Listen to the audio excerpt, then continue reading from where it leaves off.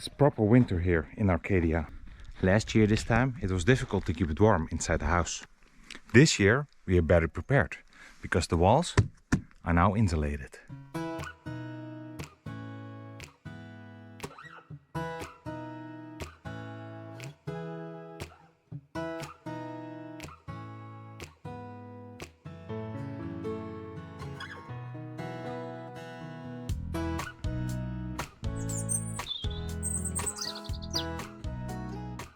I decided to install the insulation myself. I did a lot of research, learning how it's done, and concluded it's not that difficult. So I went ahead and ordered all the materials for the job. I ended up with deliveries from 4 different shops and bought a few things from the local hardware stores. And with all the materials on their way, I started preparing the job site. Now we're jumping right into the work that I started in September. With all the preparation work done, it's time to install the base profiles.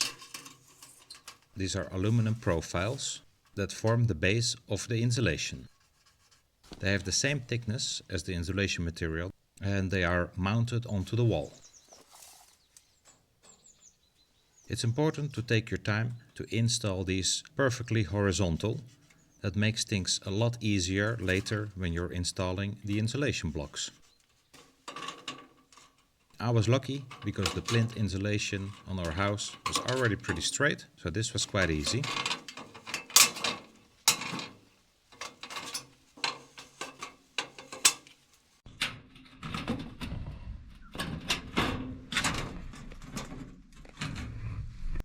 And this is a good time to mention that the foundation should not be insulated with rockwool. For this you use XPS foam boards and you render them before you start with the wall insulation. The only challenge I had with these profiles were some small waves in the wall. I had to play a little bit with how tight I screw them to the wall in order to make them as straight as possible.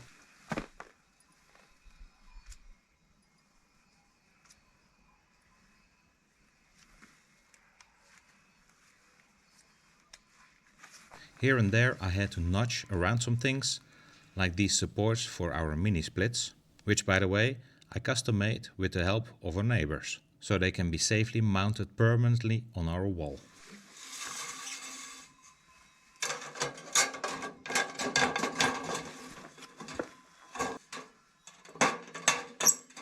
For the mounting of these base profiles, I used 4 to 6 screws per 2 meter length, depending on the number of notches and waves in the wall.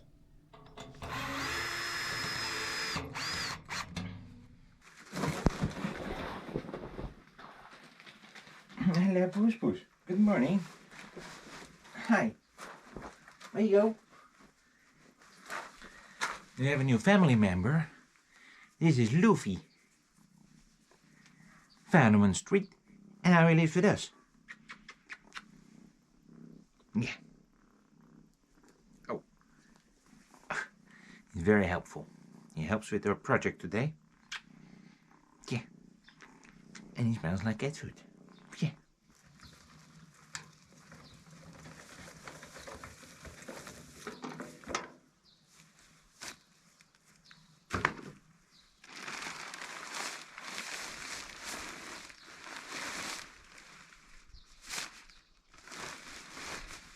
Now you see here the garden is still pretty green.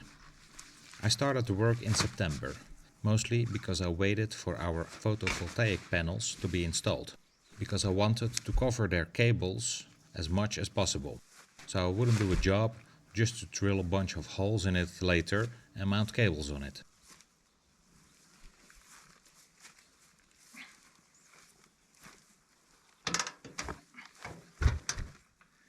In case you wonder why I'm putting these packs on the wheelbarrow and not carry them in my hand, they weigh about 35 kilo a pack.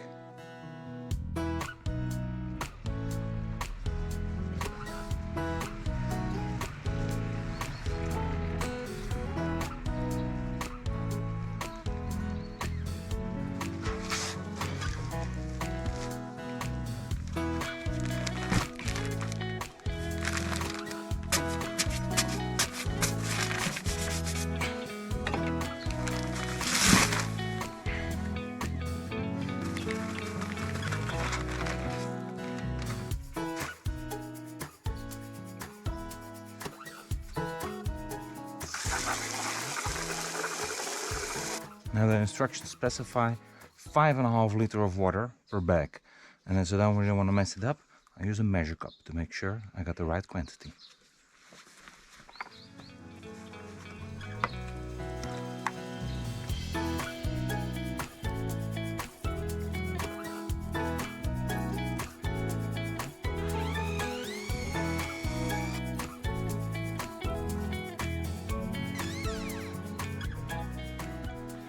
That's the first mix. I have to leave it to rest for about 10 minutes and then mix it again. In the first 10 minutes it stiffens up a little bit.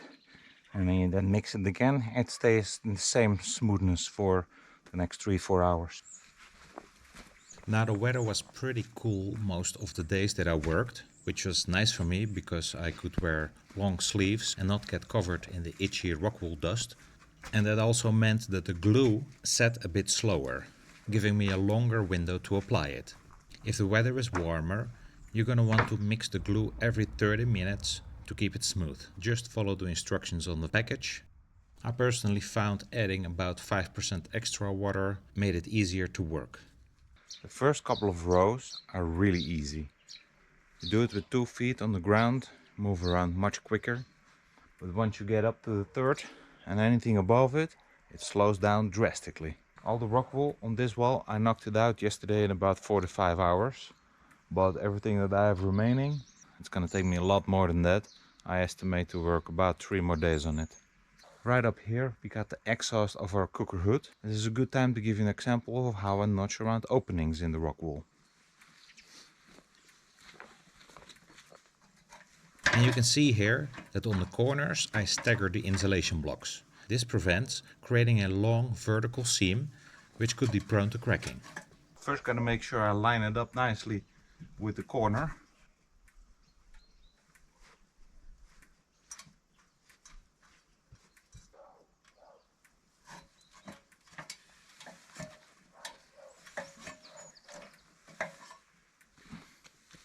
Now you see why it takes so long, because going up and down the ladder with your hands full is not the easiest thing. And there it is. And that's the whole I have to cut. For the cutting we have this baby, which is basically a large bread knife. It has a very pointy edge on one side and a more smooth one on the other. I prefer the second one. In my experience it makes smoother cuts. And now I just try to keep the knife straight as I poke it through the rock wool. And that's about all there is to it. Now I actually have to recant my opinion on the knife's edge. The side I mentioned tends to pull the cut to the side because the shape of the sharpened edge. The other side has the sharp edge centered on the blade. That's definitely something you want to look for to help making straight cuts.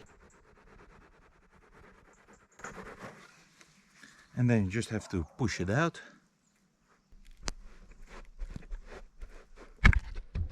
Voila. And before I glue it into place, I go up once more to make sure it fits perfectly.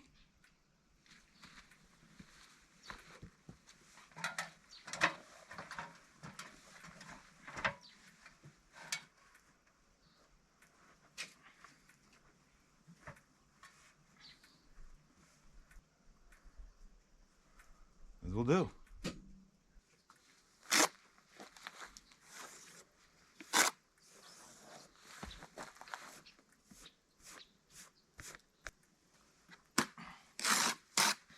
Put a little bead on the entire edge.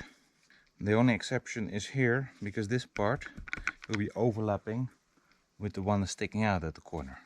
And then on an entire sheet I would put 3 beads around the middle, but since this is around 2/3, 2 beads will be sufficient.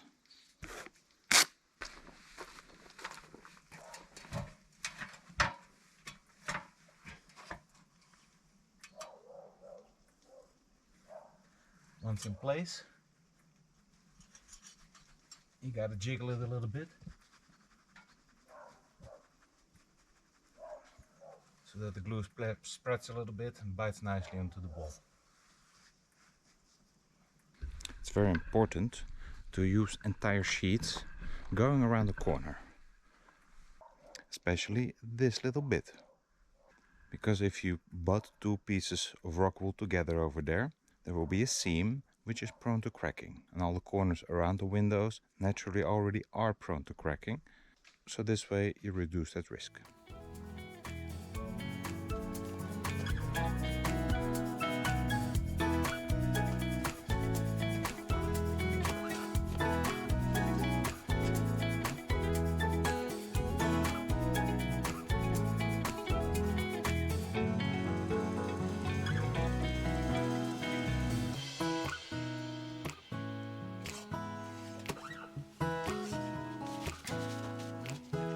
Alright, now they're up before the glue sets. Now I'm going to mount them with anchors. So these are the anchors. And they come with a long metal nail. I have to pre-drill the holes. Then this goes into the wall. And then the nail goes in all the way flush till the end. This part will expand, bite itself stuck into the wall, and then will never come off. A 10mm drill bit. And I've got a little marking here, so I know how deep I gotta go.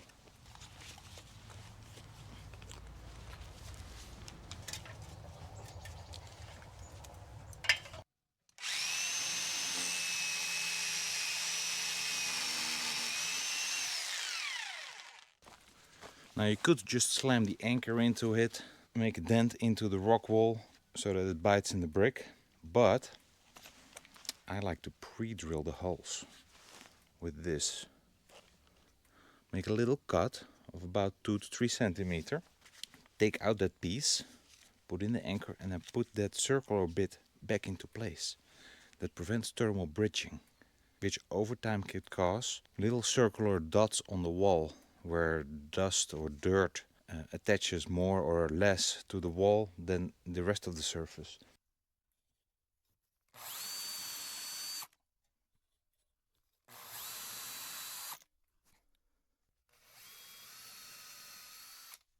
And then I just pop it out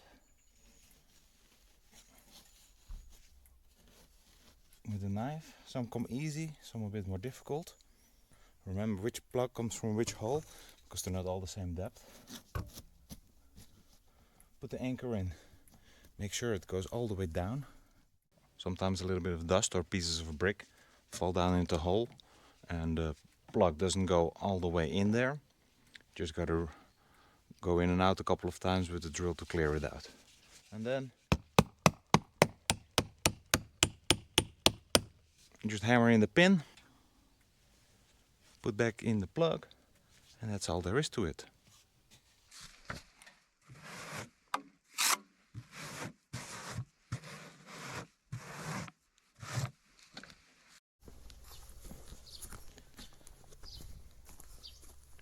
We're 2 days further and I made some progress and I managed to get all the way to the chimney. We took down the chimney today so I can mount a ring around the pipe. That is so that the hot pipe doesn't make direct contact with the rock wall. It shouldn't be any issue, but all the recommendations that I found pointed to this. Now there are special mounts to put around a chimney, but those are expensive. So guess what I used? A cake ring. You can customize the size of this ring, so you can make a cake of any size that you want. And this is perfect for our cause. Only thing is it's only 8 centimeters and I need about 11. So I got 2 of those. One I mounted onto the wall with 2 corner brackets. And once I'm done finishing the wall and don't make it dirty anymore, I slide the next one in. It will stick out a little bit, but at least it will be clean and it will look neat, I think. I also put up a junction box for the 3-phase electricity connection. It's going down, coming out here, waiting to be connected. through that hose to the street side. These were the two remaining obstacles in my way before I could finish the rest of the wall.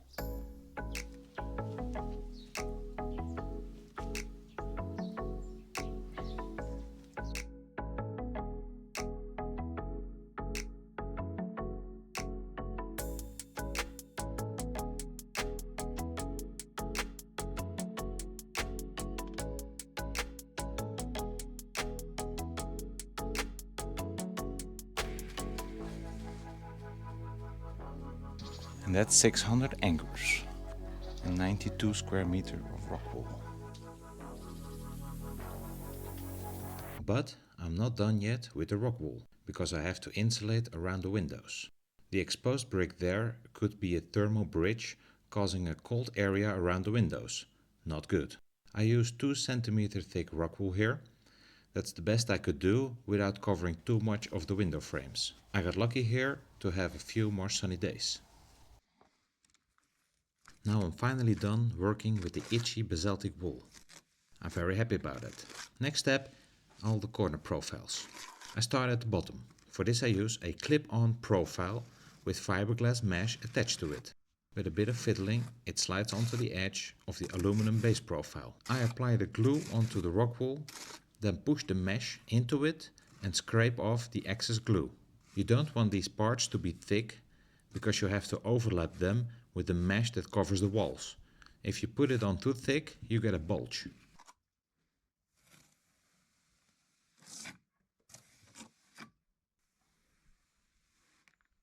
After the base profile is the turn of the corners. I apply the glue on both sides over the entire height and push the corner profile into it. I remove again the excess glue. This corner profile has a PVC 90-degree corner and the mesh on the outside, so the next coat can bond well to it.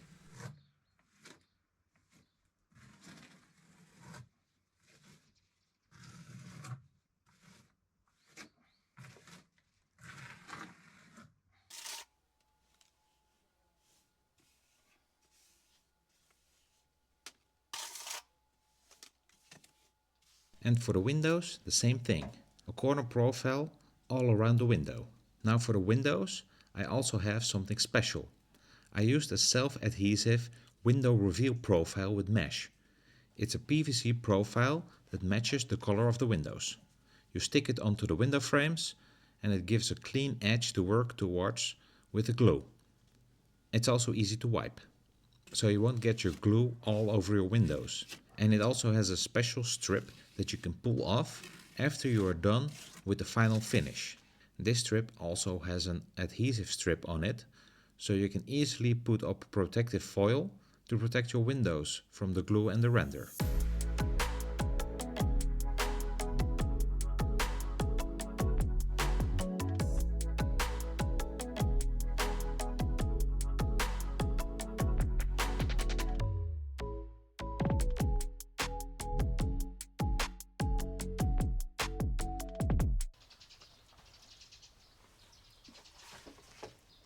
With all the corners reinforced, it's time for the large wall surfaces.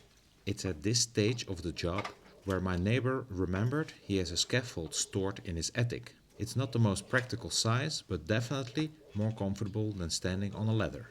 It took me a while to get comfortable on it. This sitting position was the best I could come up with.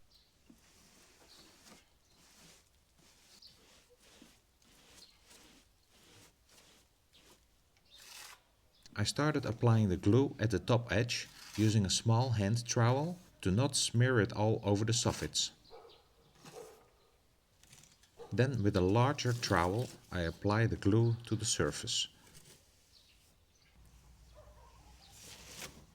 I chose to then kind of rub it in to the rockwool fibers with a small trowel. I believe it helps the glue grip onto the wall, but that might just be unnecessary.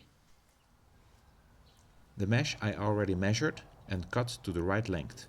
I unroll it and align it the best I can with the corner or the previous row, with an overlap of about 8 cm. When in place, I strike it into the glue at the top so it won't fall down on me. Then I make any necessary cuts around openings or windows, like the kitchen fan pipe here. Then I work my way down, starting each time in the middle and work to the side. Don't push too hard here, you don't want to push the mesh all the way down into the glue. The mesh should stay at the top half of this layer of the glue. Once the mesh is fully embedded in the glue, I make one more pass with a clean trowel, trying to make it as smooth as possible. It doesn't have to be perfect yet, because I will do one more layer of glue later, but it makes it easier if this layer is already relatively straight. With the top half done, as far as I can reach down, I climb back down the scaffold, and with 2 feet on the ground I repeat the previous steps for the bottom part of the wall. Here the scaffold comes in handy as well, as I can lay the mesh on top of it, so I can work underneath. You could also roll it back up and pin it into the wall with a nail. And then just rinse and repeat all the way around the house.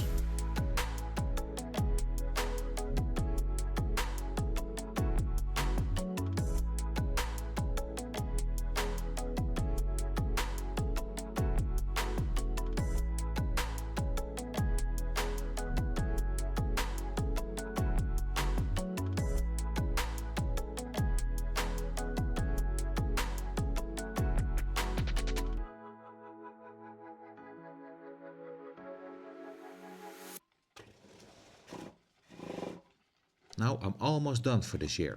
I just have to do one more pass with glue, applying the leveling coat. After that it has to set and dry for about 7 to 10 days before I can apply the decorative render. But the temperature will drop below 5 degrees Celsius and that is too cold for the render to dry properly. So I will wait until spring to finish these walls.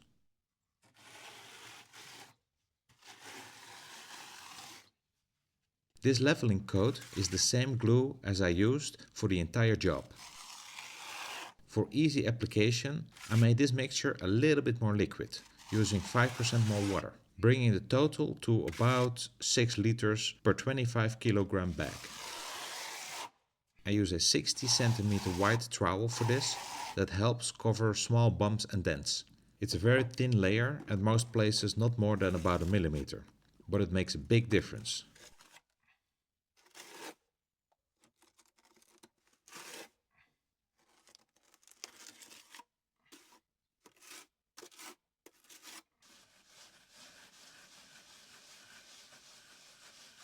After I apply it to about 2 to 3 square meter, it's time to float the surface. For this I have a polyurethane foam float. You basically just have to rub it all over the glue surface. This sets the final plane by leveling the surface and removes any remaining burn marks from the trowel edge.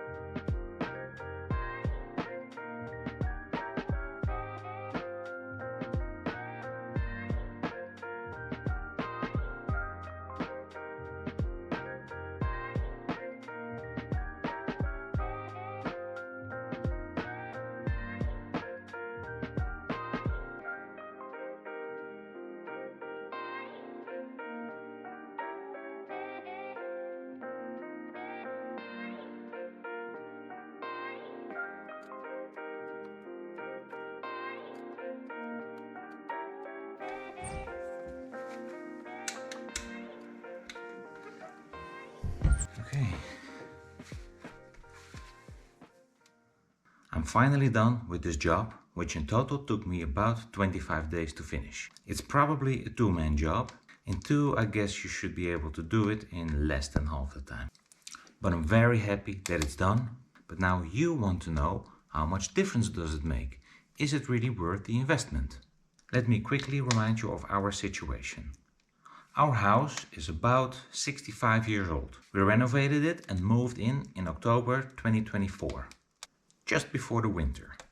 We built a masonry heater as our primary source of heating, but we quickly realized it's not enough. In our newly added loft space, we had to install a mini split to heat the space, even though the roof has 15 centimeters of insulation. And downstairs we had to keep a fire going about all day and still not really reach comfortable temperatures. And even our new triple pane windows didn't make a big difference. So it was clear we were losing a lot of heat through our 35 centimeter thick solid brick walls. Now it's January 2026 and the first winter with our newly insulated walls. And they are already properly put to the test. It's a pretty cold winter. Let's compare the temperature differences in our rooms, before and after the rockwool insulation. In our loft space it got pretty cold last year. We had to run the AC about 8 hours a day to keep it doable. And still it would drop below 13 degrees Celsius at night. Now this year, in the morning, the lowest temperature I've seen is 15 degrees Celsius. And we run the AC only 1 hour in the morning and 2 in the evening just before going to bed. That's better. Last year it was difficult to heat our kitchen with the masonry heater in our living room. Even with an active fan pushing the air towards the kitchen, it would not get warmer than about 18 degrees in there. We didn't have an AC there, so no other means of heating the kitchen. And this year we had an AC installed there in preparation of the winter. But we barely used it. Just the warm air from the living room is keeping the kitchen warm. The coldest temperature I've seen in the kitchen in the morning is 18 degrees Celsius. And during the day it warms up to about 20-21 degrees. Clearly the wall insulation is putting in work there. And lastly, the living room, where the fire burns.